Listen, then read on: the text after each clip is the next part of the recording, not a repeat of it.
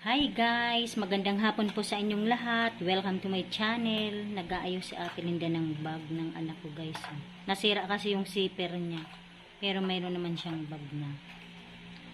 Kaso yung zipper lang naman nasira. Sayang din, diba? May dumaan na Ate Linda, nagtitinda. Bili ka. Yung karyoka saka ano ba yun? Turon, may dumaan guys. Bibili kami. Yun ang merienda namin. Ito yung sa akin guys. Anong tawag dito? Karyoka? Karayoka? Yan na po. Tig-isa sila guys ni Donnie. Donnie, halika na dito sa baba, be. Ayan, okay lang ang lasa niya. Hindi masyado na Ate Linda. Merienda mo. Matutulog ka ba? Magtahi-tahi muna si Ate Linda. Ganyan muna pala tinatahi. Siyempre. Ano ba bago ilalagay yung zipper? Tapos na. Yan na. Nailagay mo na. Ayan na pala nailagay niya na guys. Galing nga. Tahi lang po. Parang Masipag si Ate Linda guys mag-ayos. Bawa pag nasira yung zipper ginaganyan niya. Hindi na kami nagpapatahi. Siya na lang. yan.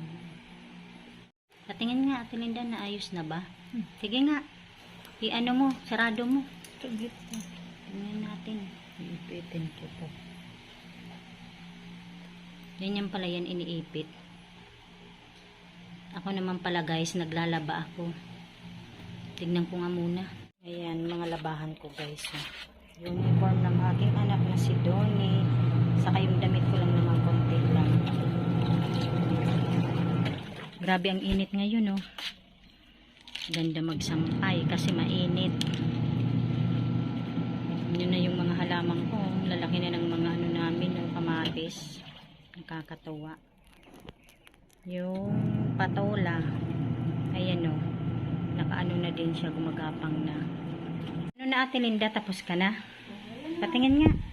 Tignan nga, ano mo nga yung zipper. Pakita natin. Ayan na guys, yan. Natapos na rin. Ang bilis Ayan, parang. Diba? Sayang din kung itatapon hindi pa naman sira. Iba ito Ayan na. Ulitin natin yun. Di may pampalit-palit na si Donnie. Ayan, lalabahan niya Ate Linda guys yung bag. Gagi, may mga pala nakadikit ako, lamgam. Matatapos ka na kaagad Ate Linda. Tapos na ba kaagad? Tingin. Ang bilis talagang gumawa ni Ate Linda.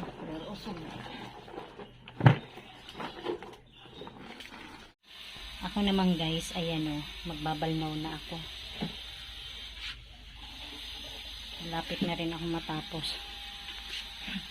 Ate Linda, sasampayin niya na yung yung bag, yung isang bag, ayan nilabhan na din. Ayan na pala sinasampay na. Grabe ang init, Ate Linda?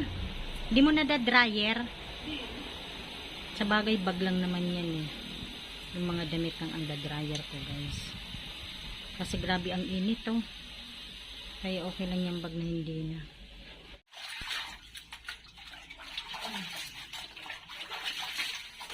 Magbabalay na pala ito guys.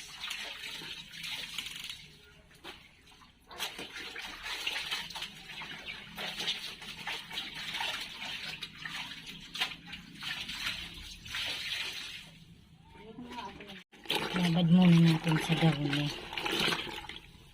Ayan guys, sa wakas natapos na din ako maglaba. Hanggang dito na lamang. Maraming salamat po sa inyong lahat sa panonood sa aming channel. God bless everyone.